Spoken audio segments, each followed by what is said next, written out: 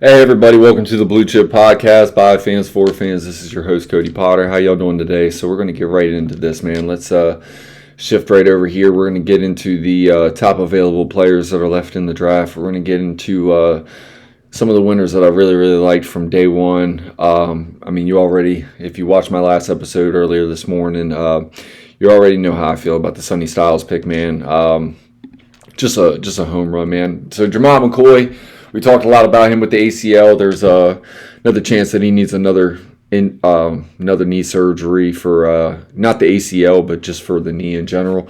We're talking about top 15 pick realistically, man. If he has the red shirt a season and misses another season, it's going to be tough, man. Being 2 years away from football, man. Has a hell of a skill set. It really sucks for this player. CJ Allen, I had talked about him. I've had him in my first round. The closer we got to the NFL draft, he fell more towards the area where I had him in my big board. Just a classic run and thumper, kind of linebacker, man. Avion Terrell, Emmanuel McNeil-Warren is probably one of my bigger surprises for players that didn't get drafted. I definitely had Denzel Boston and Caden McDonald, as my two defensive tackles that I thought were going to go in the first round. And Denzel Boston, the receiver, I thought he was a first-round pick as far as everything I saw on tape. I don't expect him to be there after 35. I could see him going first pick right to the 49ers today. Pregon is another offensive guard. I thought he was going to be the last offensive lineman that was taken in the first round. Zion Young was just a player that I wasn't necessarily sure of. He was just a player that I was a little bit higher on. That would have probably been my pick if I was running the Cowboys. I understand UCF. I understand the player that they took. They got a really good football player there. But to pair along with picking, Caleb Downs, man, which was really good, man. Brandon Cisse was a player that I've really been high on. We've talked a lot about, Brandon Cisse. And then Chris Bell, D'Angelo Pons, really good players. Chris Bell, again, the knee injury, he's probably going to miss a little bit of time for camp and things like that. So, what you're going to get out of this guy for his rookie season. Jacob Rodriguez is probably going to be going in the first 10 picks at the max. Jacob Rodriguez, we've talked about him. I talked about how we didn't have a second-round pick. That one mock that I did when it came down to it, I was looking at him on the board, and it was so hard not to take him. A.J. Halsey is another one, man. Eli Stowers. Like I said, man, the second round was where I was really trying to get into, man, with this class, man. And I haven't gotten to talk about it a lot because I've been so Commanders-based as far as the way that I do my pod. But this second round, man, with Eli Stowers, Keontae Scott, we're talking about some really good players that are going to go here on this second day. Skylar Bell is a guy, man. I really wish that boy was going to be available at 71. Skylar Bell, Derek Moore coming into the season. We've talked a ton about Derek Moore and the skill set that I think he has going forward. Josiah Trotter is a guy that I ended up taking in that one mock that I did. Just really solid player, man. And if he falls to round 3, I know the Commanders got Sonny Styles yesterday. They're not going to double up at the linebacker position, not that early. Antonio Williams, Mike Washington Jr. We've done a lot of mock drafts on here where some of these guys were still falling and still available. To the Commanders when I was getting to pick 71, Connor Liu, Kyle Lewis, Kamari Rand. Chandler Rivers. We all know how I feel about Chandler Rivers, man. Chandler Rivers would be a home run type pick, especially at 71. I'm much higher on Chandler Rivers than this. He's up towards the top for my available players. Garrett Nussmeier was actually my second quarterback. Simpson was a third rounder for me. It didn't look like McVay was very happy about that pick as well. For a team that doesn't have first round picks, and then for all these years, and then the first round pick that they make in all this time, they take Simpson, man. It's kind of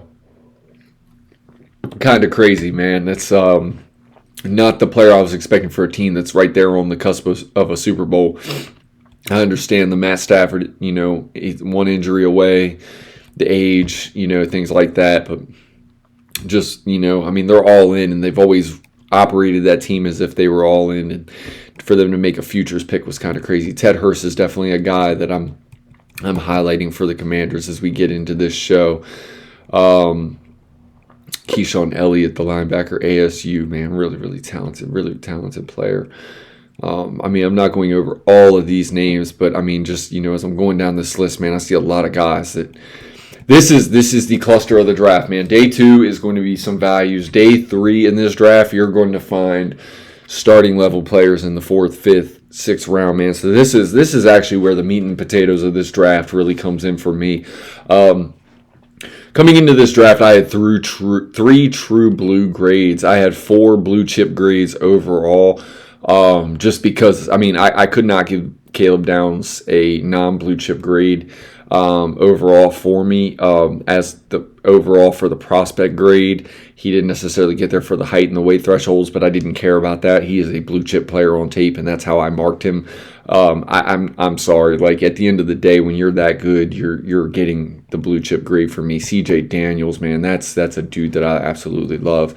Coming out of Miami, LSU, man, this boy is super talented, man. Like, this is going to be a day full of really good franchise altering players, man. And if teams stick to their boards, maybe they reach, maybe it's considered a reach, considering the consensus board or whatever, man. Maybe, somebody goes Chandler Rivers at like 45. So what you're reaching on a player based on the consensus board, but if he fits your skill set and he fits your scheme, which realistically, man, like, that boy has so much Devin Witherspoon in him that, honestly, like, I look around at everything that Chandler Rivers does, man. This dude is a guy that I really wish we did not have the deficiencies of wide receiver that we do.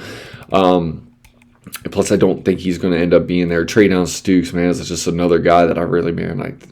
These are some guys that I were really giving some first round love to, and I had a hard time not putting a lot of these guys in. And as you saw in my mock, some of these guys I did put in, and they didn't go, man. Denzel Boston he's a first round player for me. He was one of my top 4 receivers overall, and again, when it comes to schematical fits and things like that, and the certain things that you're looking for, skill set packages and things like that. Like, I really love the outside wide receivers, man. Like, there's a ton of good, amazing slot guys that are coming out in college football, man. Like flag football, being able to play in confined spaces and things like that, man. These guys are really coming out with a lot of slot skill sets, but you're starting to see a little bit of prioritization about how guys that can really excel on from outside the perimeter and things like that. And these guys are premium players, man. When you can really win vertically outside, challenge the defense, you can go up and catch balls over defenders and things like that. So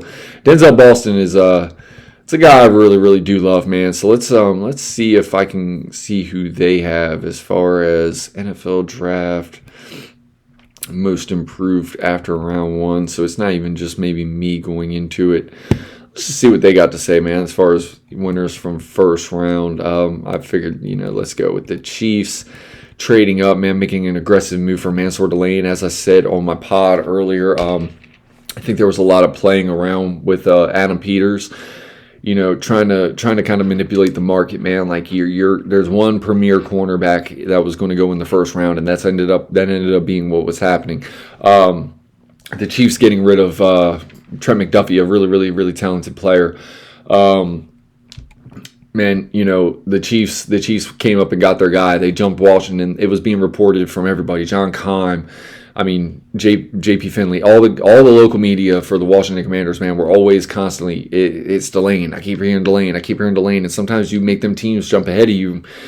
Well, let me just tell you, man, sometimes, like I said, man, I said this on the pod earlier, sometimes it's the moves you don't make, or it's the moves you don't even get a chance to make that are really the best moves that, ever happen for your team.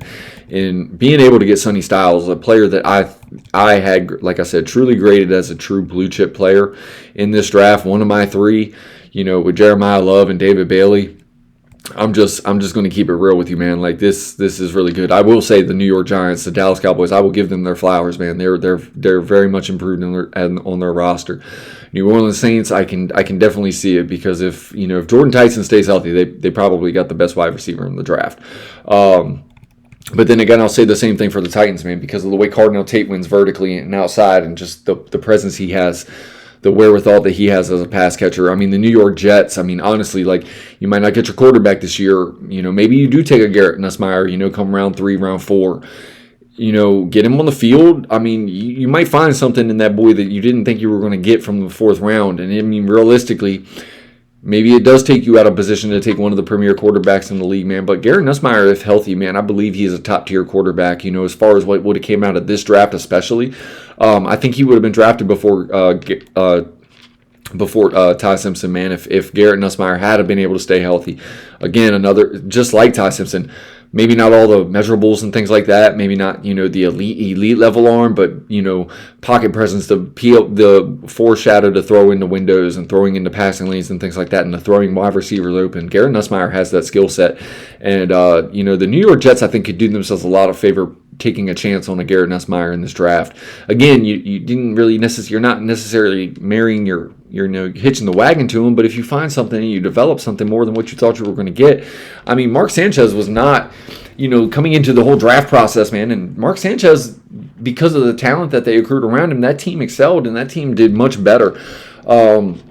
You might get lucky if you're the New York Jets being able to get, picking Omar Cooper. I told you guys, Omar Cooper Jr. was one of my favorite players in the whole draft overall. And honestly, I comp him to Garrett Wilson. That's him and like Amon St. Brown, man. Those are like my two comps for what I see stylistically, because they're all so well-rounded in their game. Maybe not the elite, testing numbers as far as running and, things like that, but as far as the explosive measurables and things like that, their cutting ability, their speed in and out of cuts, and the way that they do, the way that they run after the catch, the way that they can go and high point the ball and play, vertically down the seam, and then their presence for the sideline and being able to get 2 feet in bounds and things like that.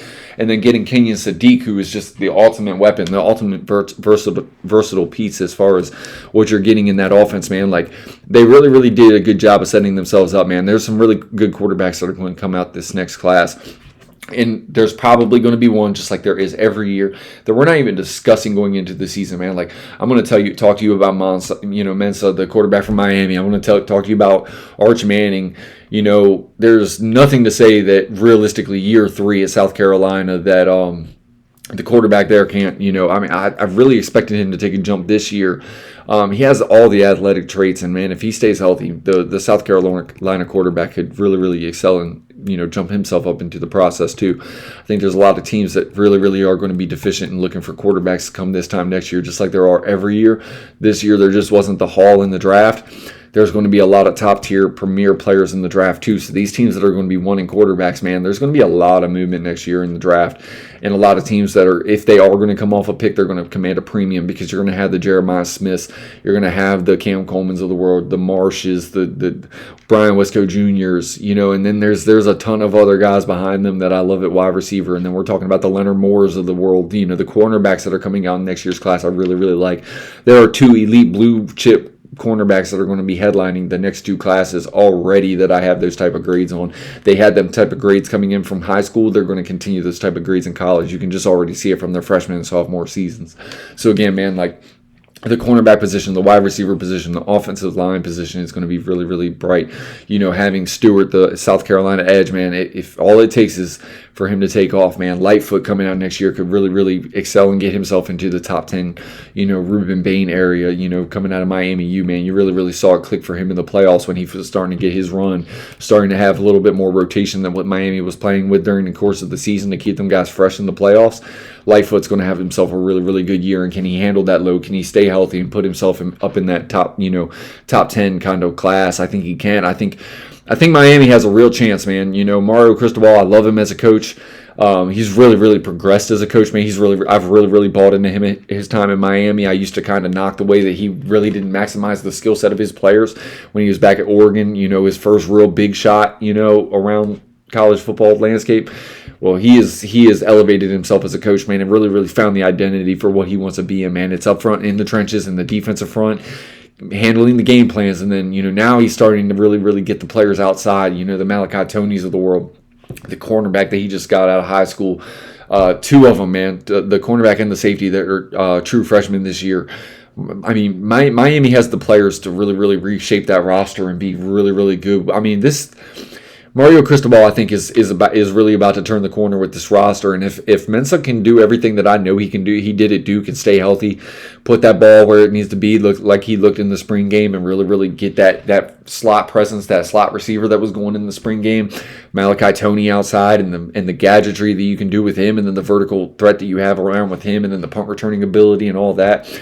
There's some really, really good things coming from Miami U in the pipe, man. So I'm really excited for what this team has going down the future, man. And it's all lining up with the Commanders kind of doing some really, really exciting things. So I mean, there's a lot of exciting football coming my way for at least from my fandom, man. It's been really hard for the last 20 years, and just seeing these teams really, really excel. Seeing my team in the national title this past year, my pro football team in the NFC Championship 2 years ago, and then turning around, getting a Josh Connerly Jr., a 21-year-old, in the back end of the first round with elite level measurables, man, the testing numbers, and then you had the tape to kind of match it that stylistically fit what you do. You don't typically get that type of player at pick 29, so they were able to get a player like that because he came out a year early. Realistically, Josh Connerly Jr., even with playing the level that he played for the Washington Commanders last year, he would have been my top offensive lineman this year by far. Would have been a top 5 pick. Guaranteed, especially in this class. And so again, man, getting Sonny Styles at age 21, an early graduate that came in, started 1 year at strong safety, and then moved to linebacker. Man, linebacker is not a premium position, so getting a player like that in the top 10, there's a reason they went into the top end, and it wasn't just all the combine, man. Like, if you watch the Indiana game for Sonny Styles, man, it's really, really impressive stuff, man. So there's a lot of winners that I look from this draft, man. I'm going to give the flowers to the NFC East, man. I think the NFC East really represented themselves well, each one of these teams, man. And let me tell you, the course of history in the NFL, man, the NFC East is very rarely just one team coming out, and when they are, they're not usually typically going to the Super Bowls, and that's usually the case with a lot of these divisions, outside of the Patriots and their run where, the Bills kind of sucked, the Dolphins kind of sucked, and so did, the Miami Dolphins. It was just like that for the Patriots. And then you've seen the Patriots kind of tail off until recently, since the Drake May selection. The Bills have kind of handled it, and the other teams have kind of fallen off. It hasn't been that way in the NFC East. The best years in the NFC East were always at least 2 or 3 teams in that division really fighting for a spot. And I'm just being real with you, man. I mean, Dak Prescott's a quarterback that can get you to the point. If you can collect enough talent on both sides of the ball around him. And the Dallas Cowboys have really, really gone a long way as far as, kind of maybe sacrificing a player that you don't really ever want to get rid of as a fan base, but turning that into multiple picks to where you're giving yourself that alleviation from the cap. You're surrounding everything around your quarterback from the offensive line standpoint to the wide receiver position. Maybe they don't have the Ezekiel Elliott type running back anymore, but, they always say you can find running backs throughout the draft. And, I mean, realistically, if you give Dak Prescott a run game, man, that team could be really, really good. And Javonte Williams did really, really good for Dallas last year. He's a player that I've really, really loved coming out of North Carolina. Getting the Caleb Downs and Lawrence from UCF, man, just a really, really twitched up, a developmental prospect that if it clicks for that boy, he's got all the size, the length, 6'6.5", 255 pounds. I mean, that boy can put on about another 15 pounds of muscle, and he can really, really dominate and set the edge and be a dynamic pass rusher, much less run setter at the end. He's always had that run stopping, ability and things like that. It's when does the pass rushing acumen kind of catch up to the run, the run blocking trait that he already, or the run stopping trait that he already has.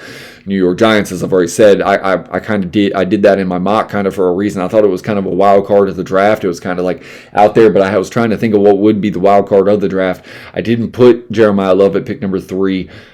I knew that was possible. Realistically, until proven otherwise, I wasn't going to put him at that point. That was very, very early for a running back. He's already the highest paid running back in the NFL because of that. As far as guaranteed money and things like that, because he's $50 million guaranteed. So that's the most guaranteed money for a running back. So I just felt like pick number 7 was going to be, pick number 4, pick number 3 were going to be very, very expensive on that cap for the running back position. I thought the Giants had a real shot at maybe taking him, but I just felt like they were going to try to either double up defense, offense, or go one in the other. And I just felt like, protecting Jackson Dart was going to be more of a priority to them, or getting another pass catcher just in case they didn't feel comfortable about Malik Neighbors coming out and being healthy week 1. And, having that pairing going long term, I felt like that was going to be a more important process for them. It ended up going that way where, Jeremiah Love went to the Cardinals, and then I talked about Reese going there because he fell, and then just the simple fact that you could very much do it the kind of Micah Parsons role. I really like what they did, and then we all know that A.J. Brown is leaving the Eagles. So, it just, getting yourself a Mekhi Lemon, that consensus board, man, the value always falls. And if you're smart and you maybe have to move up, sometimes you have to wheel and deal to really get the value on them consensus boards. And when you have an aggressive GM, they tend to make them moves. Howie Roseman, man, he's made the moves time and time and time again, man. It's maybe not always, well, this is what we do, so this is what we're looking for. No, it's this is what we're going to pick because he's the best talent, and we're going to change what we do to accentuate his skill set, and we will make it fit to what our overall vision for that player is. There's always been accuracy issues with Jalen Hurts, and he does hit not AJ Brown, but he does hit AJ Brown, but he has had a knack for Devontae Smith making them highlight reel catches because Devontae Smith is one of the best in the world at doing what he does as far as going up and attacking that ball, getting 2 feet in bounds, the body control and things like that. That's why I was so high on Devontae Smith, one of the highest wide receiver grades I've ever given, especially for a player his size. I didn't even care about his size. It was just the way, the body control and everything that he does, the way that he plays the game. I don't care what his measurables were. I didn't care what he weighed because just realistically, stylistically, you can make that guy open, and he gets himself open in his own right with his own skill set. So again, man, there's going to be a skill set, and there's going to be a lot of production on the men for Mekhi Lemon to develop in the slot, and I think that might be the best thing for the Eagles long term. Especially losing. They're probably going to not have the tight end there, Goddard, going forward, probably after this season. I know he returned this year, but I'm pretty sure they're going to probably be looking for a tight end, coming up. Hopefully it's not Eli Stowers, because Eli Stowers is an absolute stud. But it would never surprise me, because if Eli Stowers is the best player on the board when the Eagles are picking, he'll make that pick just simply because that's what he does, and that's Howie Roseman being aggressive, letting the board fall to him. That's why I'm very, very much praising Adam Peters for doing the same. And I think Adam Peters always knew that there was a good chance that 2 or 3 of the top prospects were going to be available on the board. It was just mathematically so. And then playing the game of, looking at the players that were, the teams that were maybe within striking range, of 2 or 3 picks behind you. What did they need, and what are they really wanting, and what is there not a surplus of at the position? They dialed in on Mansour Lane. They got the Kansas City Chiefs. I know the Kansas City Chiefs. Nobody will tell you this, but that is a big reason why that move was made. They wanted to get in front of us for Mansour Lane with all the smoke that was there. And whether we would have taken Mansour Lane or not, we never know. But if you had to ask me, if I had to be a betting man, realistically, if Mansour Lane and Sonny Styles were on that board, you can't convince me otherwise that Sonny Styles still wouldn't have been the pick. I know that there was a ton of interest for Mansour Lane, but I think Mansour Lane was always that comfort player for the Washington Commanders, as if, okay, no matter how the board falls between the top prospects and whichever ones are available to us, if the offensive players don't go in front of us and things like that, the offensive lineman doesn't go in front of us, the cornerback doesn't go in front of us, things like that, Sonny Styles isn't there, Jeremiah Love isn't there, Carnell Tate isn't there, Mansour Lane is the player that we're most comfortable taking, and then it ultimately ended up to where the Kansas City Chiefs were like, we can't afford to have that happen. We're going to jump them, and we're going to make sure that we get our guy. And they got their guy for Trent McDuffie. And this is a really stud player, man. He's a local kid, so I really, really do wish him the best. He knew that there was a lot of smoke around us for the Washington Commanders, so him going to the Chiefs, man, trust me, it definitely impacted the decision for the way that the draft went yesterday. So today, just enjoy, man. It's going to be fun, man. A lot of teams are going to get really, really better, especially if, like I said, if they focus in on what their team is trying to do stylistically, you're going to be able to find your type of player. Don't worry about consensus boards when it comes to today. Today is where you add a little bit of need to exactly what the skill set is available. And if your player is, maybe 15 picks away from being picked, he ain't going to be there for your next pick. So it's about getting your guys in this day to day. So, you might see a couple reaches and things like that, but they're not necessarily reaches when the team that's picking them is doing the best thing for their roster and their skill sets and the schematical way that they're viewing these players, man. There's going to be a lot of really, really good selections tonight. Washington Commanders, if I had to bet, I would bet it would be wide receiver. I love Skylar Bell. Chris Bell's a guy that you don't really know what you're going to get as far as year one with the knee injury coming off of it and things like that. I would not mind Chris Bell. him and Ted Hurst I've talked about multiple times as having that Brandon Marshall skill set and things like that. So again, it's very, very exciting to see where this goes, man. I trust Adam Peters. I don't expect him to move up. I could see him maybe moving up 5 or so picks if it really, really came to it, where a player that he had a really high second round grade was sitting there early in the third round, and he was just like, man, I'm not waiting for 6 more picks for somebody to jump up ahead of us to get this guy. I'm going to get this guy. Like maybe it would be a Skylar Bell or maybe a Zachariah Branch or somebody like that. Like whoever they're identifying at that wide receiver position, maybe it's the best offensive center that they had like a fringe first round grade on, a Sam Hecht or whatever their preference style is for that position. Do I know who it would be? I don't know. I can only give you the names. I can only tell you what I'm seeing stylistically on tape and then the skill sets that they have. Sam Hecht would be a hell of a player at the offensive center position. It could even be a Pregon or something like that, like a player that I don't think is going to make it past the first 15 picks tonight, where maybe he's available, come early third. We're 7 picks away from it and something like that, and you're just like, man, we're going to move up and we're going to get this guy, because there's no way that he was ever we even thought to be making it past pick 50. Here he is at pick 66, 67. We're going to move up these 4 or 5 picks and we're going to do that. I could see something like that happening, but there's a lot of things that are going to happen in front of us tonight. We're a couple hours away from that. So again, man, from the Blue Chip Podcast, this is draft time. This is what it's all about, man. This is like all the work that comes on from like the previous February to this February, where I stopped scouting this class. I kind of just let my board sit. I don't ride the wave of the off season. I will report on the reports, but I don't do anything else more with my scouting. I start scouting the next class. While I'm scouting next year's class, I can definitely see some things that I need to highlight into my notes or something like that, to maybe, I've been hearing this from DJ Daniel Jeremiah, or one of the PFF guys, or Trevor Sycamore or something like that, somebody that I really, really trust that does a ton of scouting work. They're starting to talk about this guy, man, let me go back and watch it. I'm trying to watch this quarterback, or I'm trying to watch this linebacker or something like that from Louisville is coming out next year. Let me check out Chris Bell one more time, just because I maybe missed that note. I didn't see that skill set. Something like that, I will do. But most of the time from February on, man, I'm scouting the next year's class. So like I said, for the last 2 months, I've been working on 2027, man. I'm already dialed in for that class. We're going to be talking a ton of college football here. I'm already working on the schedule and things like that now for my prime matchups and things like that for the next upcoming college football season. Spring games are going on, so that's really, really fun, man. Just getting to see some of these true freshmen come in, have impacts like Chris Henry and things like that, man. It's very, very exciting to see guys that you've been watching in high school, watching, around the country, just, making a name for themselves, getting, them top, grades going into college, 4 or 5 stars, and then, getting in with these teams. And you're seeing these walk-ons that are coming out in the spring game and they're shining and things like that, and they're really, really doing a lot of things to earn themselves some playing time, or transferring over from another school and they didn't get the reps, and the next thing you know, they're splashing like a motherfucker. Then come week 3, we're talking about these guys being up front and then maybe elevating their draft stock. So much goes into it, man, and so it's so much fun, man. That's why the draft, regardless of getting your player that you want or you like, it's not even about that, man. It's about these guys living their dream, man. They put a fuck ton of work into this, and it's just a huge blessing that they've even been able to stay healthy and be so committed. There's a lot of family elements that go into this, man, and just being able to see the families celebrate these moments and have these moments with their families, with their friends, and everybody that's been in their circle, all the work that they put in as kids.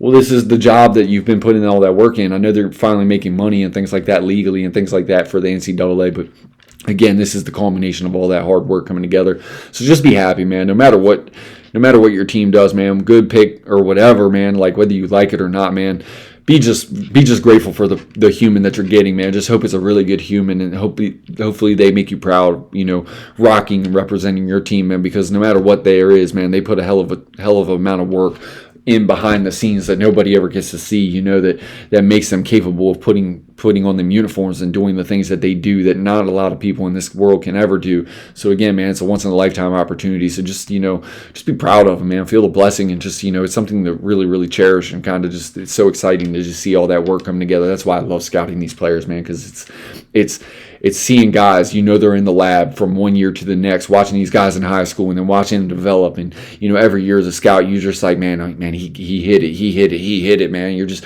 every year you're stacking developmental traits and things like that. You just know that guy's behind the scenes working his ass off. And that's why it's so exciting for me to, report on the draft and just be so dialed into, off season. And then throughout the season, just seeing guys elevate their game and just kind of do the things that you wanted to see from them, or even taking it to another level. And then it sucks when you have guys that you're really excited to see, like Jordan Tyson, that get all the injuries and shit, and you just hope that, he can continue to stay healthy and build himself a really, really good career, man, and hopefully everything pays off for him in the with the New Orleans Saints, man. I really, really do wish him the best.